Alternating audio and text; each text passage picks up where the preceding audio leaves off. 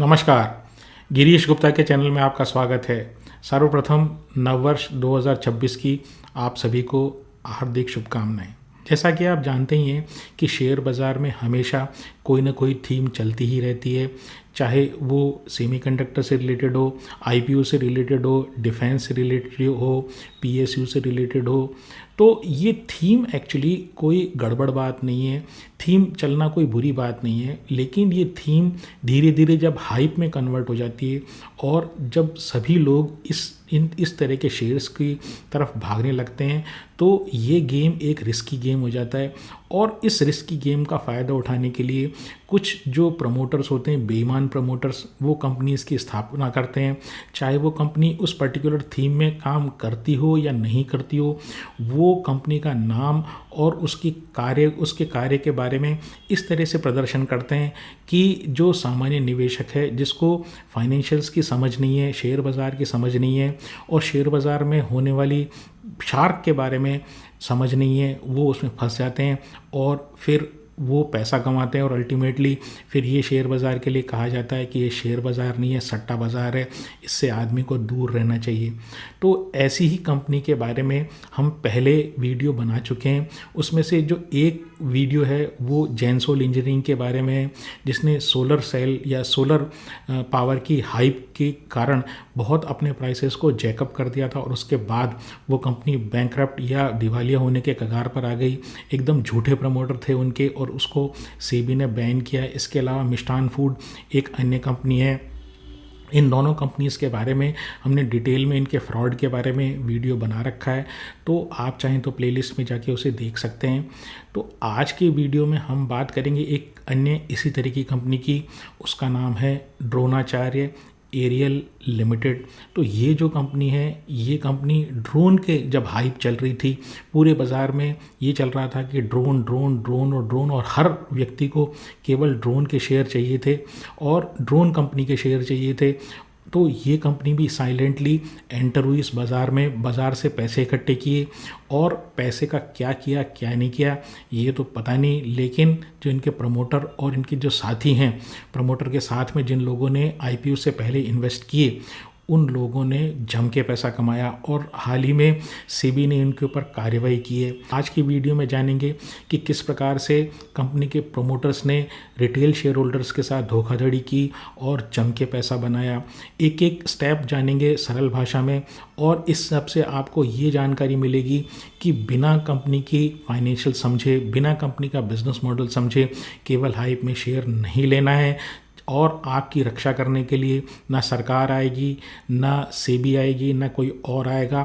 आपके पास जो अपने पैसे की हिफाजत करने के लिए केवल एक व्यक्ति है, वो स्वयं आप हैं और आप ही को अपने पैसे की देखभाल करनी है। इस कंपनी ने अपना आईपीओ दिसंबर 2022 में लॉन्च किया और आईपीओ प्राइस 54 रुपीज़ थी और ये शेयर यानी ये आईपीओ 244 टाइम्स 244 गुना सब्सक्राइब हुआ और ये जो खुला ये 100 रुपये से ऊपर खुला, यानी डबल से ऊपर खुला और ये लगभग 200 रुपये तक पहुंचा कुछ ही महीनों में और उसके बाद ये घटकर 123 रुपये आ गया और उसके बाद दिसंबर 24 में ये 200 रुपये हो गया वापस। और आज की प्राइस अगर आप देखें तो ये अपनी आईपीओ प्राइस से नीचे है, यानी इसकी प्राइस अभी लगभग 40-42 रुपये है। ये जो प्राइस का डिस्कशन है वो इस कारण से हमने किया ताकि आपको ये पता लगे कि किस प्रकार से प्री आईपीओ वाले जो इन्वेस्टर्स होते हैं उनको एग्जिट देने के लिए आर्टिफिशियली कंपनी की जो प्राइसेस हैं वो जैकअप करके ऊपर के भाव में रखे रहते हैं। और इसी कारण से यही कारण है कि हम 3 या 4 क्वार्टर तक जो नया आईपीओ आता है उसका एनालिसिस नहीं करते, या तो हम आईपीओ से पहले एनालिसिस करते हैं या आईपीओ के बाद लगभग 3 या 4 क्वार्टर जब तक नहीं हो जाते तब तक उस कंपनी का एनालिसिस नहीं करते हैं। खैर, ये जो कहानी है ये एक इंजीनियर की कहानी है। ये प्रतीक श्रीवास्तव नाम के इंजीनियर हैं और इन्होंने Asian institute of technology Bangkok Thailand से मास्टर ऑफ इंजीनियरिंग की रिमोट सेंसिंग में डिग्री ली और 2010 में वो भारत लौटे। भारत लौटकर उन्होंने कई तरह की कंपनीज़ में काम किया। उसमें जो मेन स्पेसिफिक कंपनी थी जो इस वीडियो के लिए रेलेवेंट है वो है एक ड्रोन कंपनी और उसका नाम था टेरा ड्रोन। तो वहाँ पर इन्होंने 2017 से, यानी प्रतीक श्रीवास्तव साहब ने 2017 से 2020 तक काम किया। इनका काम वहाँ पर जो था, चूँकि ये नई कंपनी थी, एक प्राइवेट लिमिटेड कंपनी थी, तो इनका जो काम था, प्रतीक श्रीवास्तव का इनका काम था फंडिंग अरेंज करना कंपनी के लिए, यानी कोई इन्वेस्टर ढूंढ के लाना।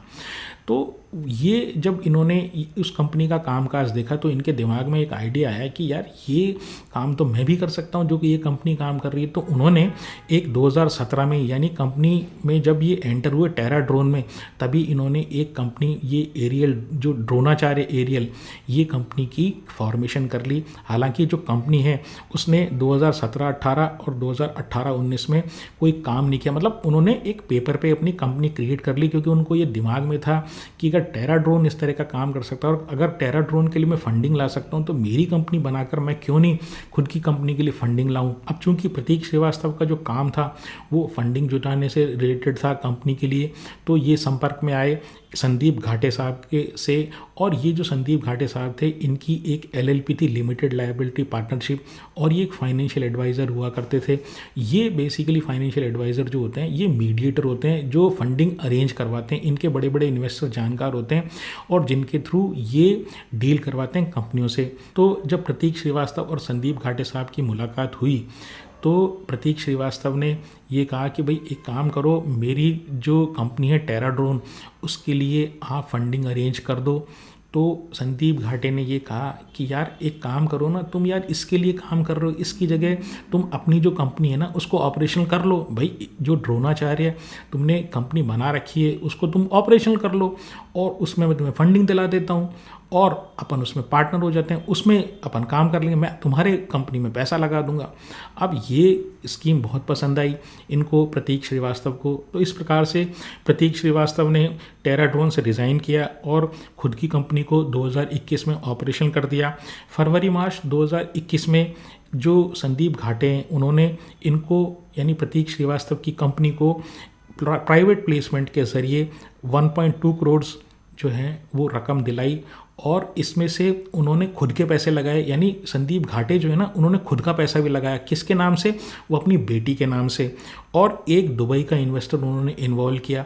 तो इस प्रकार से जैसे मैंने बताया, उन्होंने टोटल 1.2 करोड़ रुपीज़ जो है ना वो रेज़ किए कंपनी के लिए। ये 1.2 करोड़ तो रेज़ हो गए, लेकिन इससे मज़ेदारी वाली बात ये है कि जून 2021 में इन्होंने जो अपने इन्वेस्टर्स हैं उनको बोनस इशू कर दिए। किस रेशियो में? हर एक शेयर के बदले में 6 फ्री शेयर। जैसे आप जानते हैं बोनस शेयर जो होते हैं फ्री शेयर्स होते हैं, और उनमें से कई इन्वेस्टर्स जो थे, यानी जो 1.2 करोड़ थे, उन्होंने उनमें से 2 इन्वेस्टर तो मैंने बताया, एक दुबई बेस्ड इन्वेस्टर है, एक संदीप घाटे साहब की डॉटर के नाम से इन्वेस्टमेंट किया गया। इसके अलावा कई इन्वेस्टर्स और थे, तो उनमें से किसी को 1 शेयर के बदले 6 बोनस शेयर दिए गए और किसी को 1 शेयर के बदले में 10 बोनस शेयर दिए गए, यानी फ्री शेयर दिए गए। जबकि 31 मार्च 2021 को कोई कंपनी की प्लांट एंड मशीनरी नहीं थी और जो रेवेन्यू फ्रॉम ऑपरेशन था वो मात्र 1 लाख था और जो लॉस था वो 15 लाख रुपए था। जबकि बोनस शेयर जारी करने का कायदा ये होता है कि बोनस शेयर कंपनी के प्रॉफिट में से दिए जाते हैं, जबकि कंपनी जो है वो 15 लाख के लॉस में थी और 1 साल भी पूरा, मतलब कंप्लीट 12 मंथ्स भी कंपनी को ऑपरेशनल नहीं हुए थे। तो ये तो रही जून 2021 की बात। अब इन्होंने फरवरी 22 से लेके जून 2022 तक ऑप्शनली कन्वर्टेबल प्रेफरेंस शेयर्स भी इशू किए। अब ये ऑप्शनली कन्वर्टेड प्रेफरेंस शेयर्स क्या होते हैं? देखिए, ये जो इंस्ट्रूमेंट होता है ये एक हाइब्रिड इंस्ट्रूमेंट होता है। हाइब्रिड इंस्ट्रूमेंट का मतलब ये है कि ये इक्विटी और डेट, इसके बीच का एक हाइब्रिड इंस्ट्रूमेंट होता है, इसके बीच का एक इंस्ट्रूमेंट होता है। अब इसको एक उदाहरण से समझ लेते हैं। तो मान लीजिए आपका कोई स्टार्टअप है और आप किसी के पास गए पैसे लेने के लिए, तो आपने कहा भाई मुझे 100 रुपये दे दो और मेरी कंपनी में आप 100 रुपये लगा दो और मेरी कंपनी अच्छी चलेगी। तो वो क्या कहेगा, भाई तेरी कंपनी का तो भरोसा नहीं, मेरे पैसे डूब जाएंगे, क्योंकि शेयर होल्डर जो होता है वो तो सबसे ज़्यादा रिस्क टेकर है। अगर कंपनी डूब गई तो शेयर होल्डर का पैसा भी डूब गया। तो वो कहते हैं नहीं, आप एक काम करो, आप ऑप्शनली कन्वर्टेड प्रेफरेंस शेयर्स ले लो। तो वो जो प्रेफरेंस शेयर्स होते हैं उसमें क्या होता है, फिक्स्ड रेट ऑफ डिविडेंड होती है। तो कर्जे की तरह हो गया, एक तरह 100 रुपये दिया और मान लीजिए 10 रुपये उसका डिविडेंड फिक्स कर दिया, तो आप 10% के रेट से कंपनी से आप ब्याज ले सकते हो। और आपके पास एक ऑप्शन भी है कि कंपनी अगर आपको अच्छी नज़र आई, चलती नज़र आई, तो 10% में तो आपका पेट ही नहीं भरेगा भाई, 10% तो कर्जे की रेट है। लेकिन अगर कंपनी अच्छी चल गई तो शेयर का भाव कभी कुछ भी हो सकता है, 8 गुना, 10 गुना, 15 गुना। तो जब आप चाहें तो पहले से टर्म्स एंड कंडीशन तय होती है कंपनी के बीच में और इन्वेस्टर के बीच में। तो वहाँ पर आप जब चाहें, आपकी उन टर्म्स एंड कंडीशन के अकॉर्डिंग आप अपने जो प्रेफरेंस शेयर है ना, कन्वर्टेबल प्रेफरेंस शेयर, आप उसको शेयर में कन्वर्ट कर सकते हैं, ऑर्डिनरी शेयर में कन्वर्ट कर सकते हैं और आप कंपनी के प्रॉफिट में भाग ले सकते हैं। तो है क्या, इन्होंने फरवरी 22 से लेके जून 2022 में ये ऑप्शनली कन्वर्टेड प्रेफरेंस शेयर जारी की। किस रेट पे? 5359 पर शेयर, यानी 5359 रुपये, 5359 पर शेयर। और इसमें आप ये समझ लीजिए किन किन को इन्होंने रोप इन किया। यानी अब आप जुगाड़ देखिए इस कंपनी का दिमाग क्या लगा रहे हैं। इन्होंने आमिर खान को रोप इन किया, इन्होंने रणबीर कपूर को रोप इन किया, यानी उनको इन्वेस्टर बनाया, और साथ ही साथ जो एक बहुत फेमस इन्वेस्टर हैं शंकर शर्मा, उनसे भी पैसा लगवाया। अब जब ऐसे 3 नाम आ गए जिनको आप अच्छे से जानते हैं, तो एक नॉर्मल आदमी का, एक जो नॉर्मल इन्वेस्टर है, उसका दिमाग किस बात के लिए चलता है, यार आमिर खान और जो शंकर शर्मा हुआ या रणबीर कपूर हो, इनके पास सोर्सेज ऑफ इंफॉर्मेशन है, ये फोकट में या नुकसान वाले काम में पैसा थोड़ी लगाएंगे।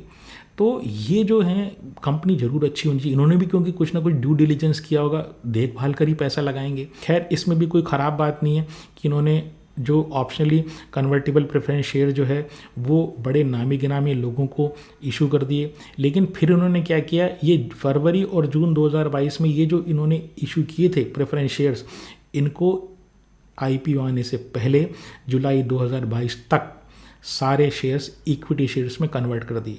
यानी इन्होंने पहले उनको ये कह दिया कि देखो हम लाएंगे IPO, और ये जो IPO आप लाएंगे ना, उसमें आप कृपया करके निकल जाना। हमारी इस बात की जिम्मेदारी है कि आप जो है वो नुकसान खा के नहीं निकलोगे।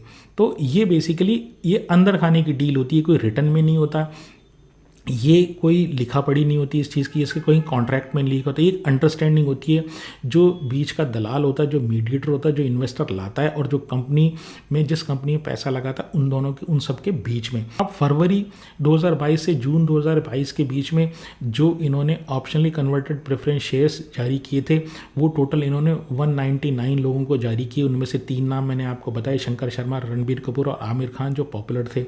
अब उन्होंने विद इन 1 मंथ इन सभी ऑप्शनली कन्वर्टेड प्रेफरेंस शेयर्स को ऑर्डिनरी इक्विटी में कन्वर्ट कर दिया, यानी सामान्य शेयर हो गए। और हर एक ऑप्शनली कन्वर्टेड प्रेफरेंस शेयर्स के बदले उनको 1 शेयर मिल गया। तो एक तरीके से उस शेयर की जो कीमत हुई वो हुई 5359 पर शेयर, यानी 5359 रुपये पर शेयर। तो चलिए, इसमें भी कोई खराबी नहीं है। अब क्या हुआ, अब 1 महीने बाद ही इन्होंने बोनस इशू कर दिया। बोनस कितना? हर 1 शेयर के बदले में 99 शेयर, 99 शेयर्स 1 शेयर के बदले में।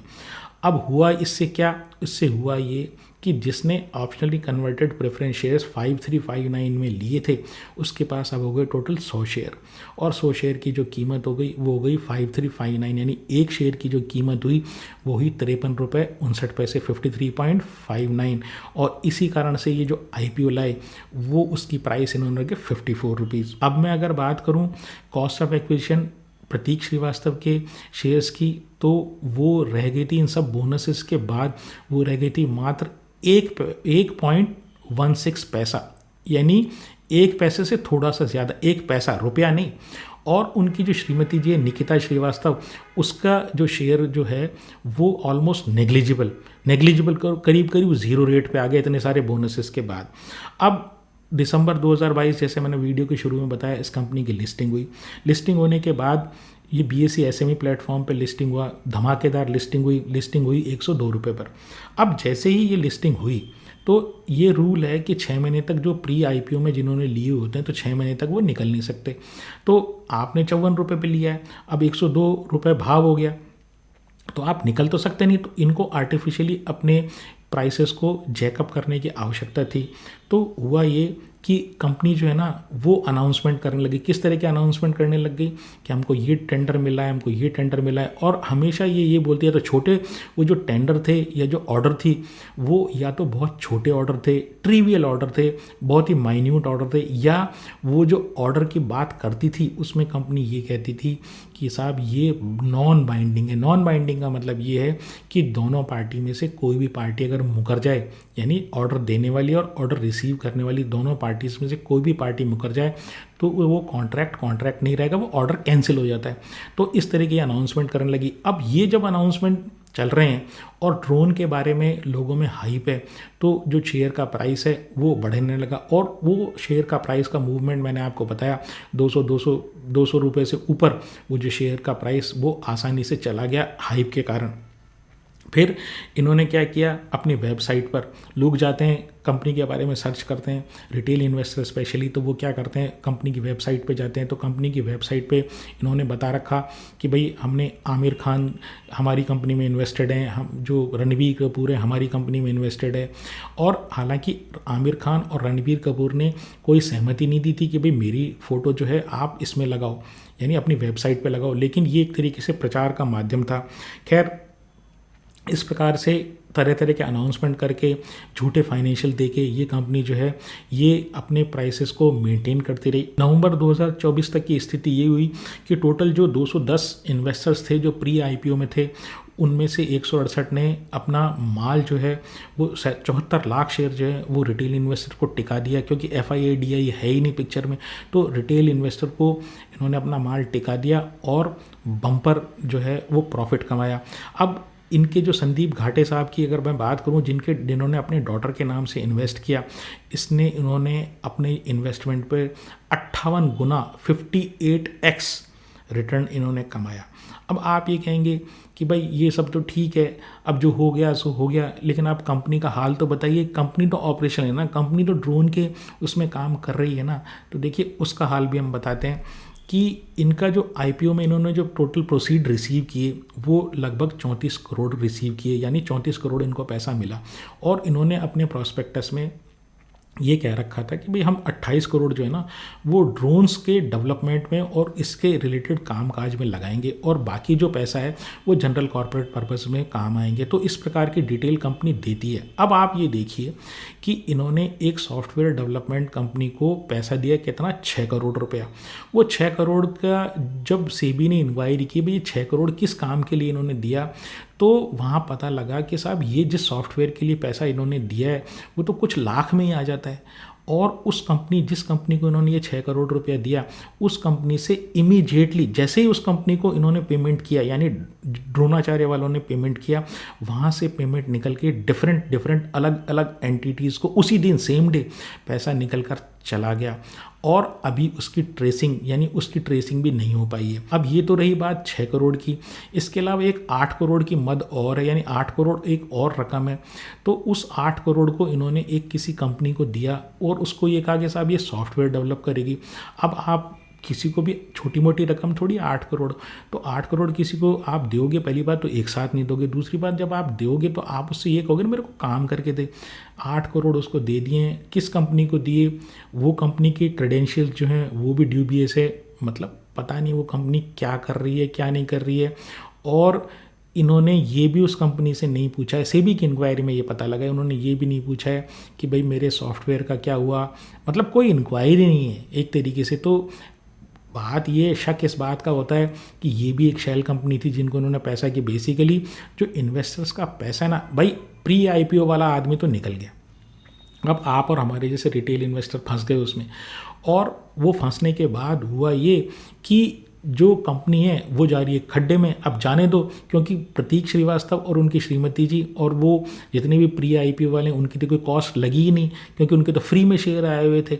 और अब कंपनी का कुछ भी होता रहे, वो जो पैसा जो ट्रांसफ़र हो रहा है, जो आईपीओ का पैसा है, वो भी घूम फिर के किसी न किसी चैनल से वो प्रमोटर, डायरेक्टर या उनके जो रिलेटेड एंटिटीज़ है वहाँ तक पहुँचेगा। अब अगर इनकी सेल की बात करें तो FY24 की सेल की मैं बात बता रहा हूँ, वहाँ इन्होंने जहाँ प्रॉफिट दिखाया है, तो सेबी की इंक्वायरी में ये पता लगा कि साहब ये जो कंपनी ने सेल की है इसमें से 2 कंपनियों से इनकी 35% सेल आती है और बाकी जो सेल है ना दिखाई है ना इन्होंने, वो फर्जी सेल नज़र आती है। तो अगर उनको हटा दिया जाए तो वहाँ पर जो ये प्रॉफिट दिखा रहे हैं FY24 में, तो वहाँ पर 4 करोड़ का लॉस आता है। अब ऐसी कंपनी जिसके क्रेडेंशियल ही ड्यूबियस हों, जिसके सेल का पता नहीं है, जिसके आईपीओ प्रोसीड कहाँ गए इसको ट्रेस नहीं हो रहा है, फिर भी आज की तारीख में इस कंपनी का जो भाव है ना वो 42 है, 42 रुपये भाव है, 54 रुपये में इन्होंने दिया था, आज भी 42 रुपये में भाव है।